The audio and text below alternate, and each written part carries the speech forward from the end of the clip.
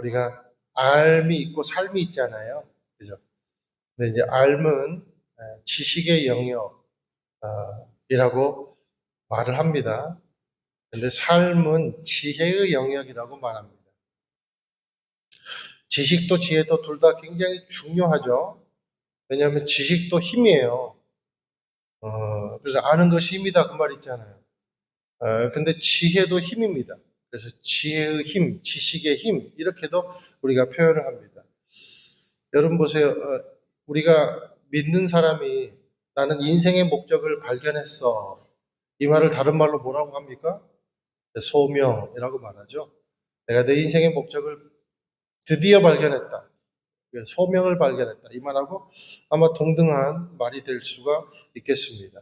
질문을 해보겠습니다. 소명을 발견했다. 그것이 여러분 알입니까? 삶입니까?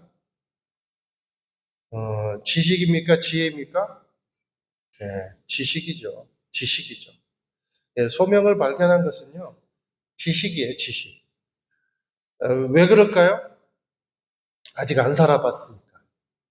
아직 그 목적을 살아보지 않았기 때문에 그냥 단순히 내가 소명을 발견, 굉장히 중요하죠. 소명 여러분, 저는 저와 여러분에게 소명을 발견하는 삶이 열리게 되기를 예수님의 이름으로 축원드립니다. 근데 이제 이걸 발견만 가지고는 안 된다는 거예요. 살아봐야 된다는 거죠. 이것이 지혜가 되기 위해서는 삶이 돼야 된다는 거죠. 그 발견된 소명과 목적을 삶에서 실천해야 비로소 지혜 있는 삶이 된다는 겁니다. 여러분 우리가 하나님을 일컬어서 지식의 하나님이라고 말하지 않죠? 하나님을 뭐라고 말합니까? 지혜의 하나님 이렇게 말합니다. 왜 그렇습니까? 하나님은 반드시 그가 하신 말씀, 그가 아는 지식을 실제가 되기 위해서 이루시는 분이라는 거예요. 그래서 우리가 하나님을 지혜의 하나님 이렇게 말하는 겁니다. 그래서 우리가 또 달리 이렇게 말하죠. 약속을 지키시는 하나님. 그래서 지혜의 하나님인 거예요. 자, 우리가 믿는 하나님이 지혜의 하나님이므로 우리의 삶이 지식에 머무르는 삶을 살아서는 안 됩니다. 그것은 하나님이 원하는 바가 아니에요. 중요한 사실은 지식에 머무르면 하나님을 여러분 만날 수 없다는 사실이에요. 여러분 우리보다 성경을 많이 하는 소설가들 많아요. 우리보다 소설을 더 많이 아는 정치인, 그 성경을 더 많이 아는 정치인들도 많아요. 문학가들도 많아요. 그런데 그 사람들이요, 하나님을 믿습니까? 안 믿습니까? 어떤 사람은 믿고, 어떤 사람은 믿지 않아요. 지혜에 멈춰 있는 분들이 너무나도 많아요. 그러니까 우리가 하나님을 아는 것에만 머무르면 하나님을 만날 수가 없어요. 예를 들어 볼게요. 달나라를 가본 사람과 구글에서 검색해 본 사람은 다르죠? 여러분, 웨스트민스터 사원을 직접 가본 사람하고 유튜브로 본 사람하고는 완전 다르겠죠? 그렇죠? 결혼한 사람이 가정에 대해서 이야기하는 것하고 결혼을 안 해본 사람이 가정에 대해서 얘기하는 것 달라요? 안 달라요? 그죠? 군대 가본 사람이 군대에 대해서 얘기하는 거하고 군대 안 가본 사람이 군대에 대해서 얘기하는 거하고 달라요? 안 달라요? 다르다라는 거. 이게 아는 것과 그리고 사는 것의 차이다라는 겁니다. 저는 저와 여러분이 하나님을 아는 만큼 하나님을 살게 되기를 예수님으로 축원드립니다. 그래서 우리가 늘 강조한 대로 성령의 인도하심을 받아야 된다. 성령의 충만함을 받아야 된다라는 겁니다. 그래서 우리가 성령의 9가지 열매 시리즈를 매주 다루고 있잖아요. 오늘은 이제 공동체 개강 예배라 하루 쉬지만 그렇죠. 자, 크리스천에게 있어서 하나님을 만난 경험이 가장 극대화된 곳은 어딘가? 삶의 현장입니다. 삶의 현장. 그리고 그 삶의 현장에서 소명을 펼치며 살아갈 수 있도록 도와주는 원천지가 있어요. 여러분들이 하나님을 만난 경험이 가장 극대화된 곳이 삶의 현장이라면 그 삶의 현장에서 여러분들이 제대로 잘 살 수 있도록 그리고 소명을 펼치며 살 수 있도록 도와주는 공간이 있다는 겁니다. 그 공간이 뭐 어디예요? 지금 여기, 공동체, 예를 들면 가정이라는 공동체, 그리고 교회라는 공동체라는 거예요. 공동체의 또 다른 말은 그래서 관계체라는 거예요. 관계체. 관계가 없고는 공동체는 공동체가 아니라는 겁니다. 수많은 인생을 경험해 본 사람들, 여러분 우리가 각자 인생에 경험해 본 바가 다 다르잖아요. 그죠? 쌍둥이도 여러분 경험이 달라요. 삶의 경험은. 그죠? 이런 사람들이 함께 모여서 부딪히는 곳이 공동체입니다. 그래서 공동체는 크고 작은 일들이 수도 없이 많이 벌어져요. 각자 살아온 경험으로 자기 지혜를 삼고 그것들이 부딪히다 보니까 교회에서 공동체에서 갈라지고 상처 있고 깨지고 불안한 시기를 겪고 그렇습니다. 왜냐하면 우리는 관계체이긴 하지만 아직은 공사 중인 관계체이기 때문인 거예요. 그래서 그 살아온 경험들을 온전하게 펼치기 위해서 필요한 게 뭐냐면 온전한 지혜가 필요하다라는 거예요. 그러면 온전한 지혜는 어디서부터 오는가? 온전한 지혜는 하나님으로부터 옵니다. 그런데 온전한 지혜를 하나님께서 가장 응축해서 설명한, 응축해서 보내주신 그 아들이 있어요. 그분이 누구예요? 예수님이라는 거예요. 근데 온전한 지혜, 그러니까 하나님의 온전한 지혜가 예수님에게서 어떤 형태로 나타납니까? 사랑과 섬김이라는 형태로 나타나는 거예요. 그게 온전한 지혜입니다. 그래서 여러분들이 사랑이 있고 그리고 온전한 섬김이 있으면 여러분들은 지혜의 사람인 거예요. 지식의 사람이 아니라. 그러니까 우리가 이제 오늘부터 이제 1대1 개강도 하게 되고 성경 공부 엄청 열심히 하고, 이제 앞으로 여러 가지 이제 성경 공부 막 매 학기마다 할 거 아니에요.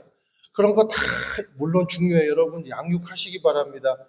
여러분, 성경 공부하면요, 다 와서 듣고 공부하시기 바랍니다. 왜냐면, 그것만큼 잘하거든요. 근데, 어떤 사람은 그래요. 아무리 많이 듣고, 아무리 보고, 아무리 연구를 많이 해도 변하지 않은 사람이 있어요. 삶이.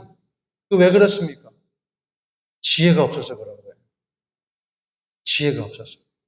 지혜가 없다는 말은 뭐라 그랬어요? 사랑과 섬김의 마음이 없는 거예요.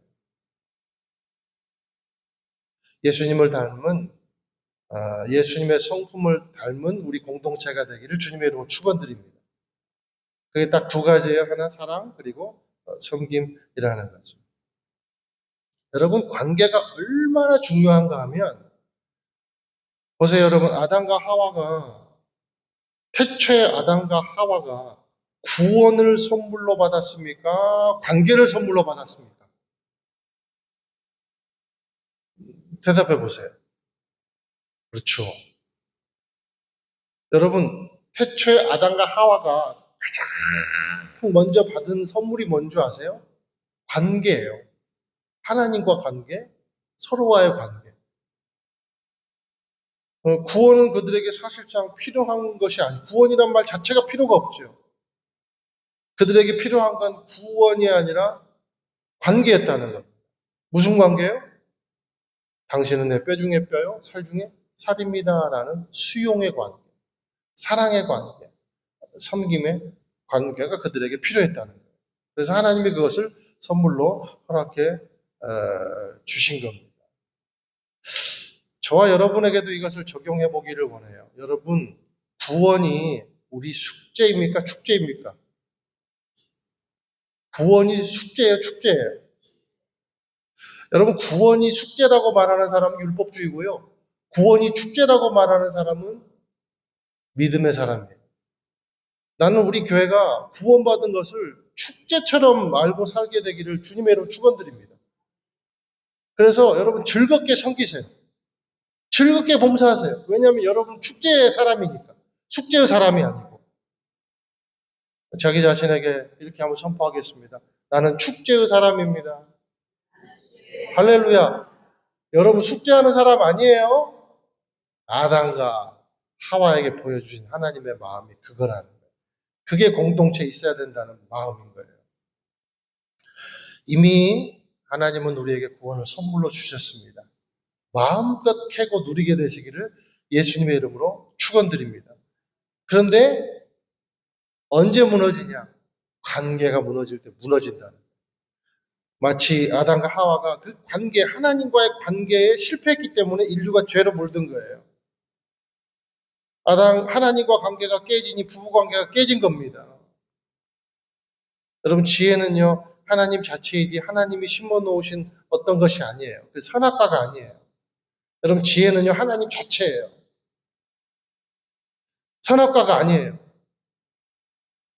선악을 알게 하는 나무가 지혜가 아니라 하나님이 지혜라는 거예요. 그런데 아담과 하와는 그것을 몰랐던 거죠. 그리고 그 하나님과의 관계를, 하나님의 지혜를 넘보려고 하니까 결국 죄가 유입되고 그 죄 때문에 하나님과 관계도 깨지고, 하나님과 관계가 깨지니 부부 관계도 깨지고, 부부 관계가 깨지니 공동체 관계도 깨지고, 그래서 여러분, 가인이 아벨을 죽이는 가정 공동체가 깨져버리는 거죠.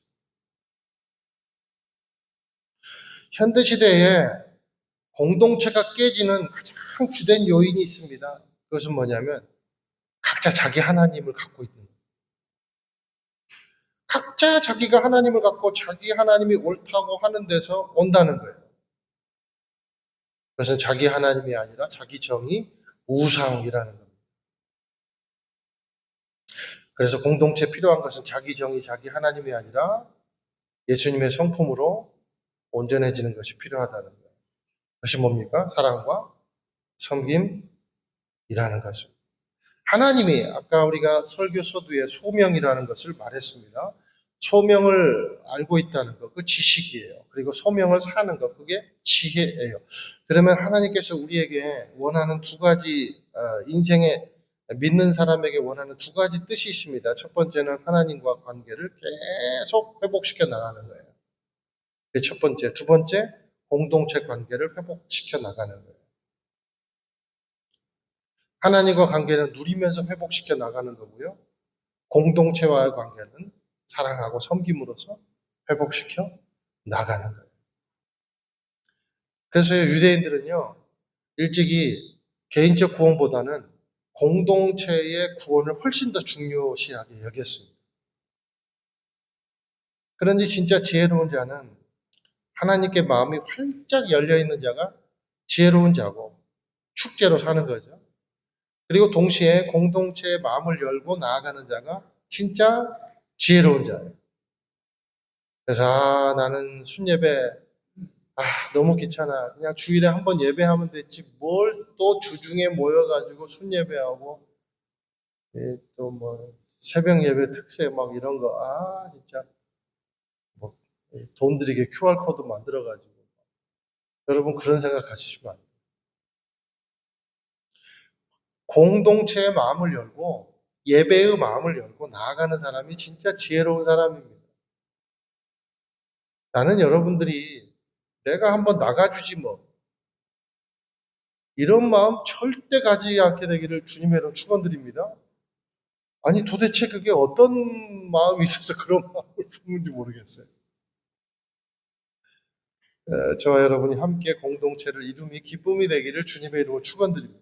공동체를 이루고 있다는 것 자체가 얼마나 신비롭고 미스테리한 일인지 모르겠어요. 우리 19절에서 20절 읽어보실게요. 시작. 그러므로 이제 여러분은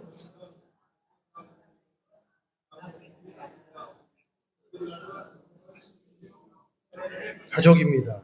여러분은 사도들과 예언자들의 기초 위에 세워진 사람들이요. 그리스도 예수께서 친히 모퉁이 돌이 되셨습니다. 자, 우리는 말씀해 보니까 다 낯선 사람들이었고 나그네였는데 그리스도라는 모퉁이 돌 위에서 하나가 되었대요. 그런데 저는 20절 말씀에 굉장히 은혜를 받아요. 여러분들은 사도와 예언자들의 기초 위에 세워진 사람들이요. 그리스도께서 친히 모퉁이 돌이 되셨습니다. 얼마나 은혜로운 말인가. 왜 저는 여기서 감동을 받냐면 예수님이 기초가 되었다고 표현하지 않고 사도들과 예언자들이 기초가 되었다고 표현하고 있다는 거예요.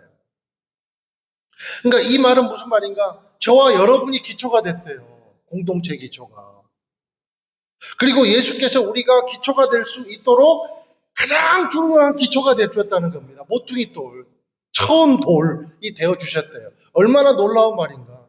사랑하는 여러분, 저와 여러분이 기초예요. 우리 공동체 기초는 누구예요?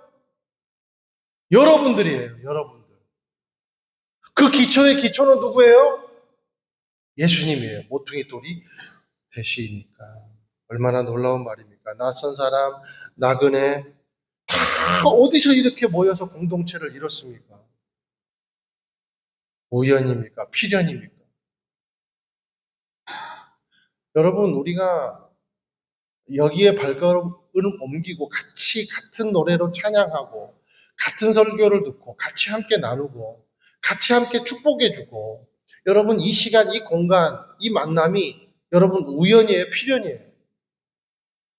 놀라운 필연이에요. 신비로운 거예요. 그럼 우리가 구석기 시대에 태어났다 그러면 우리 만날 수 있었을까요? 조선시대에 태어났으면 못 만났어요. 아프리카나 미국에 태어났으면 만날 확률이 희박해요. 그쵸? 동시대에 같은 국적을 누리고 같은 도시에서 같은 교차로를 신호등을 건너고 같은 교통체계를 밟아서 같은 주차장에 주차하고 여기 와서 예배드리고 있다는 사실이 여러분 얼마나 놀랍고 은혜로운 사실인지를 깨닫게 되시기를 주님으로 축원드려요. 낯선 사람 나그네가 아니라 성도들과 동등한 시민이요 하나님의 가족이다. 그러니까 천국 시민권을 함께 지니고 있는 사람이라는 겁니다. 저와 여러분은 여기서 함께 모여있는 천국 시민권을 가진 자예요. 여기에도 집이 있지만 하늘에도 집이 있는 사람이에요. 그래서 우리는 뭐라고 말했습니까? 우리는 이중 국적자다. 이중 국적자다. 저와 여러분은요 하나님의 나라에도 집이 있어요. 근데 전세 월세가 아니라 자가래요. 자가. 여러분 부자인 줄로 믿게 되시기를 축원드려요. 오늘 우리가 죽어도 내일 우리가 주님의 품에 안기면 우리는요 내가 너희들을 위해 집을 지러 간다 그랬잖아요. 있을 곳을 마련하러 간다. 여러분 새로운 곳으로 입주되게 됨을 믿게 되시기를 축원드립니다. 거기는 뭐 청약서도 없어요. 뭐 중간 불입금도 없어요. 그냥 들어가면 돼요. 뭘로요?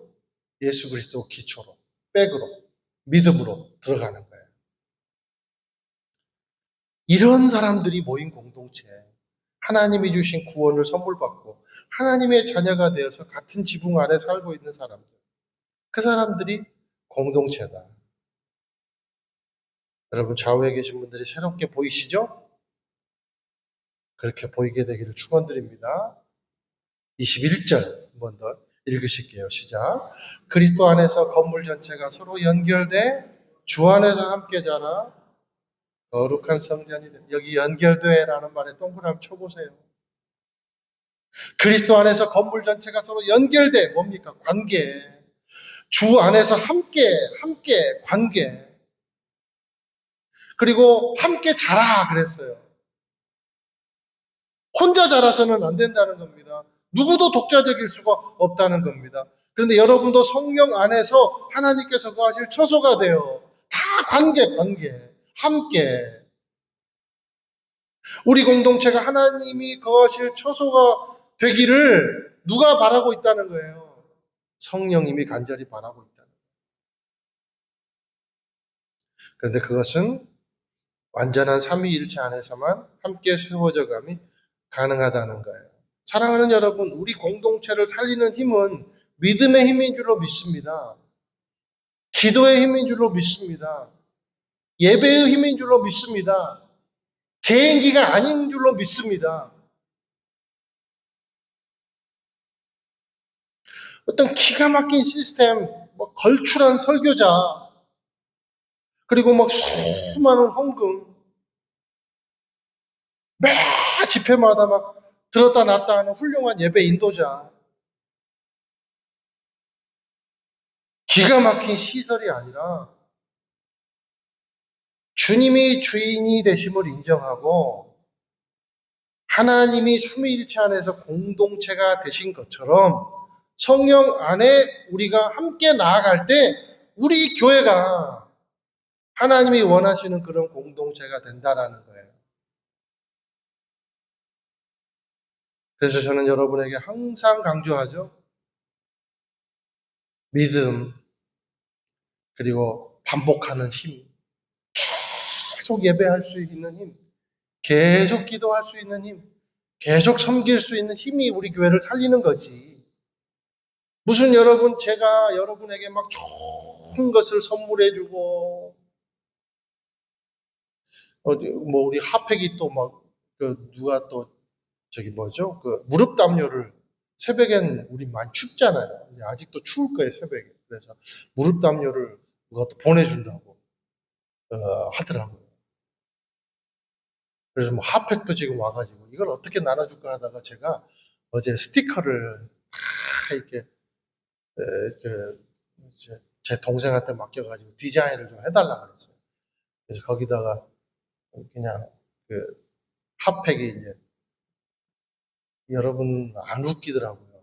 한 분도 안 웃으시는데 제가 거기다가 난로 더욱 귀하다.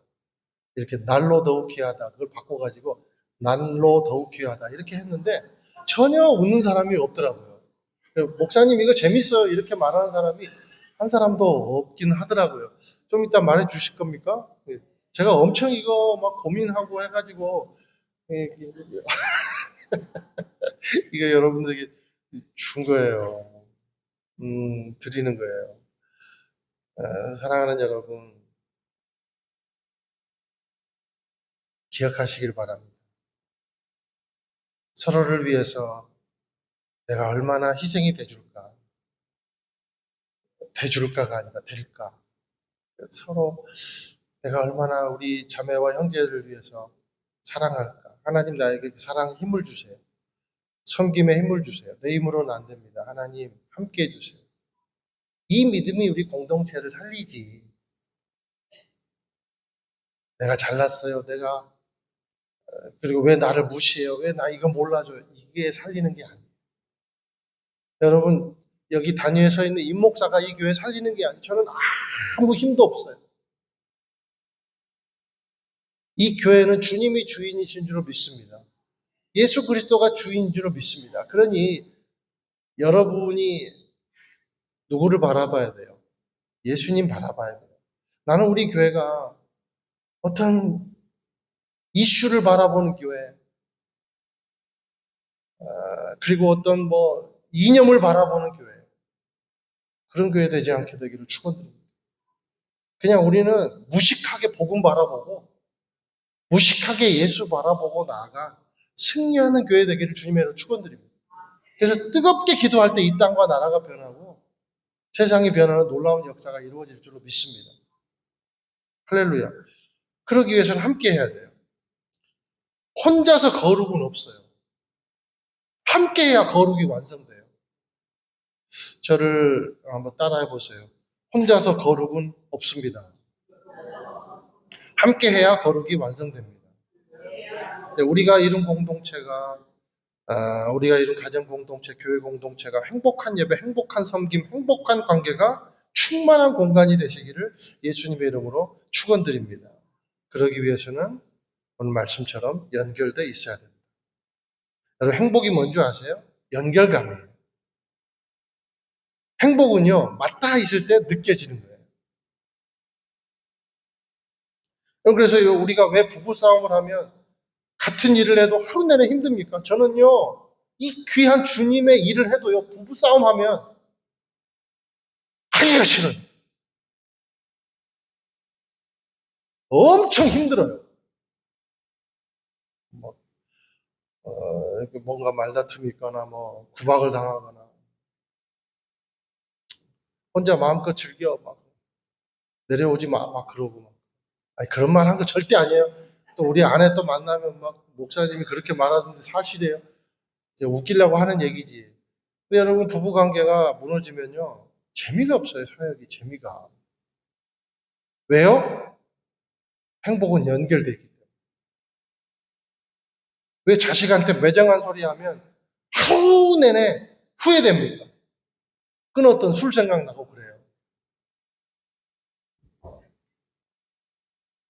제가 그런다는 게 아니에요.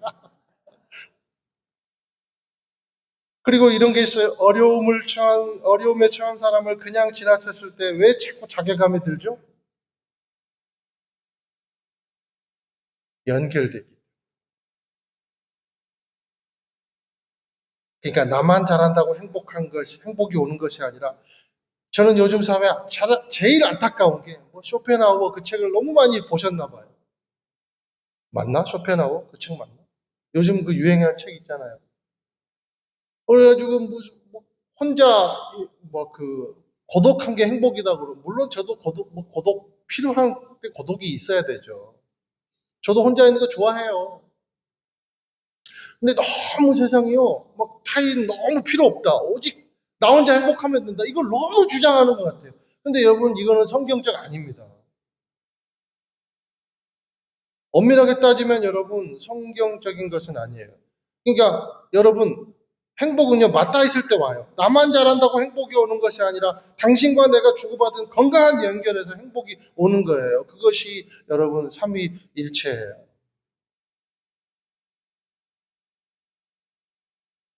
예를 들어 볼게요. 성부 하나님이 십자가에 관심이 전혀 없어요. 성자 하나님이 십자가를 거부해버려요. 성령 하나님이 인간에 대한 견인을 유기해버려요. 그러면 그 삼위일체입니까? 삼위삼체죠. 그래서 제가 말씀드렸잖아요. 하나님은 공동체다. 성령 하나님, 성자 하나님, 성부 하나님. 공동체. 근데 삼위일체. 완전한 공동체다. 그것을 우리가 담기를 원한다. 그래서 우리를 구원하신 거예요. 섬김과 순종에 연결되어 있으면 삼위일체 하나님을 나타내는 도구입니다. 개인이 행복하기 위해서는 자신의 마음과 그리고 자신의 행위가 일치돼야 되듯이 공동체가 행복하기 위해서는 서로의 마음과 행위가 일치돼야 돼요.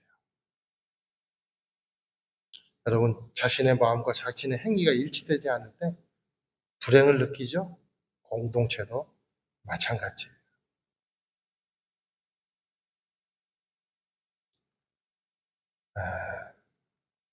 섬기다가 실망하지 마십시오. 네가 나를 모르는데 내가 너를 알겠느냐? 내가 너를 어떻게 섬겼는데 네가 이따위로 나를 대하느냐? 절대로 하나님으로부터 오는 섬김 아닙니다. 하나님이 다 채워주시고 보상해주시고 위로해주세요. 하나님이 여러분 이런 마음 저도 이런 마음 들 때가 있어요. 왜 없겠어요? 사람인지라. 그렇죠? 그런데 있잖아요. 저는 그렇게 생각해요. 섬기다가 임목사 섬기다가 실망하지 마라. 생각해봐라 임목사. 저는 그렇게 그런 마음이 저한테 제가 많이 좌절하고 실망할 때 하나님이 저에게 이런 마음 주셨어요. 내가 너한테 실망했다면 넌 지금 그 자리에 없어. 내가 너한테 실망하고 너한테 좌절했다면 넌 지금 그 자리에 없어.